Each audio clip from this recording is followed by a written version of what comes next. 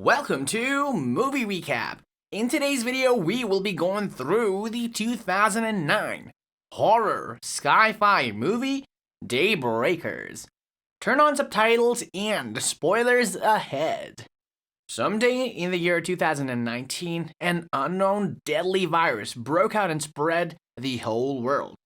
Most people are unable to survive the disaster and turned into the bloodthirsty vampires that almost dominate the entire world due to their immortality. Those lucky survivors who are immune to the airborne virus can't escape from the disaster either. They are hunted and captured by the infected, only waiting to be harvested for the blood supply. As the vampires are increasing, the number of humans is on the fall, all the way to a point where the vampire community begins to suffer blood shortage. The blood bank is running out of stock and has to limit its supply to the poor vampires while offering blood to the rich only. As the situation goes increasingly worse, the vampire community has to find some new ways to prevent the famine.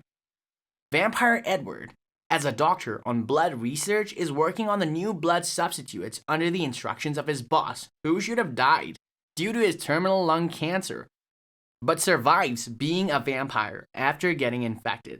However, rather than save the vampire community from the crisis, the boss attempts to monopolize the blood supply for profits.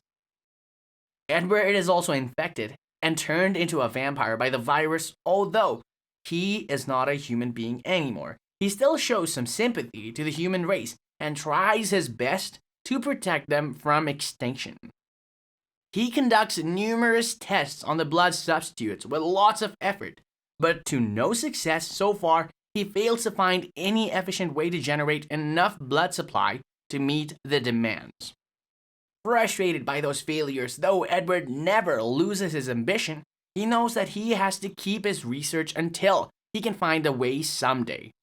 Not long after that, Edward and his team find something very frustrating, that if the vampires do not take any human blood up to a month long, they will mutate into bat-like monsters eventually, with less intelligence but more violence than the normal ones.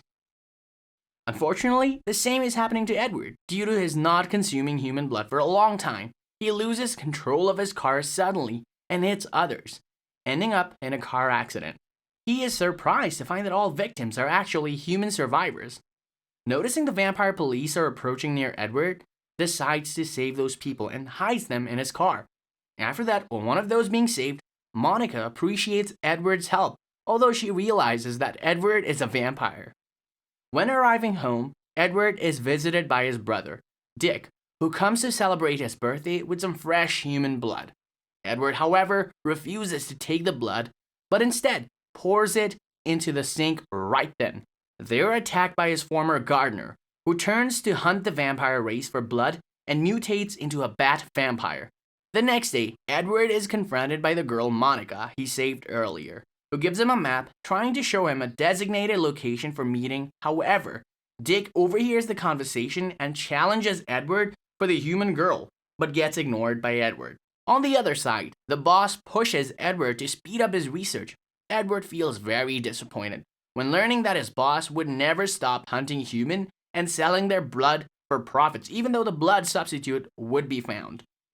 Later that day, Edward follows the map and comes to the designated location where he meets Elvis, who claims that he is also an infected human, but later returned to a normal human.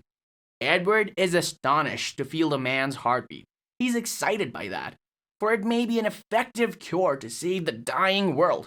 But before he could dig further into the details, Dick shows up and confronts them with Monica as a hostage.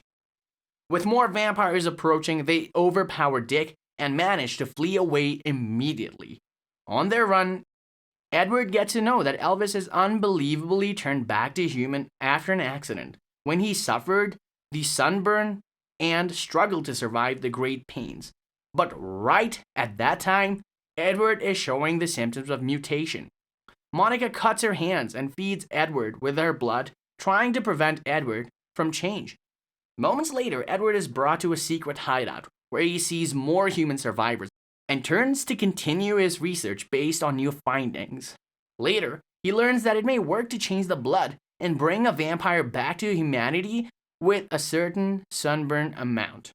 He then starts to build a testing facility to take control of the sunlight.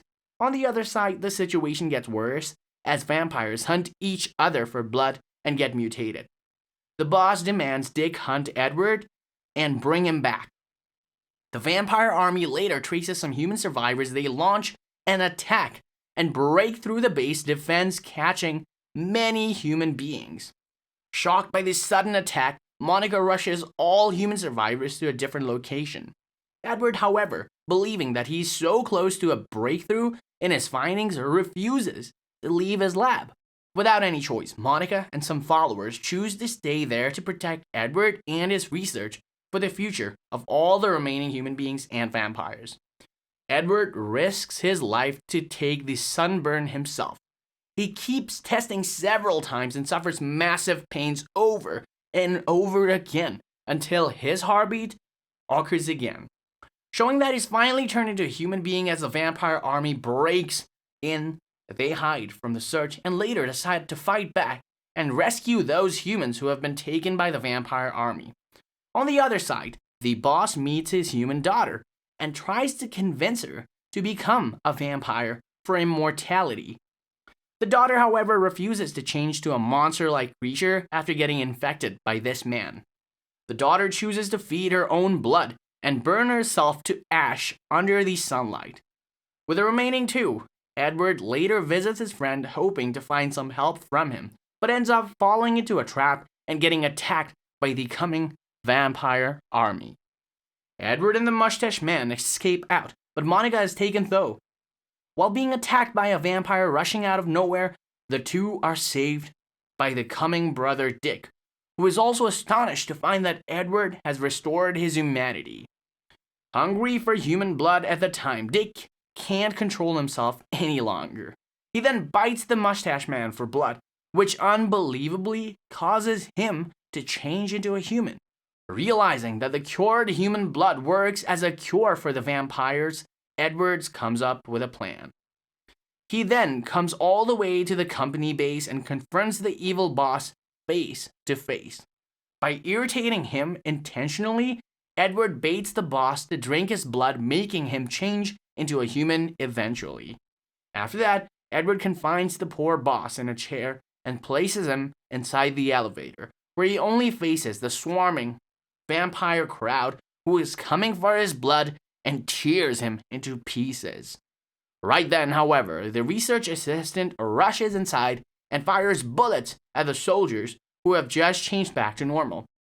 It's revealed that the research assistant kills all the revived soldiers on purpose, for he has just found a new blood substitute for vampires, which is supposed to be a lucrative business. Otherwise, he'll definitely lose the market. As the assistant raises his gun and gonna shoot Edward, the mustache man shoots the assistant with a crossbow instead and saves Edward. In the final scene, the three survivors drive off into the sunrise and begin their journey to restore humanity in the whole infected world. Thanks for watching. Please like, subscribe, and click the bell icon to get new movie recaps.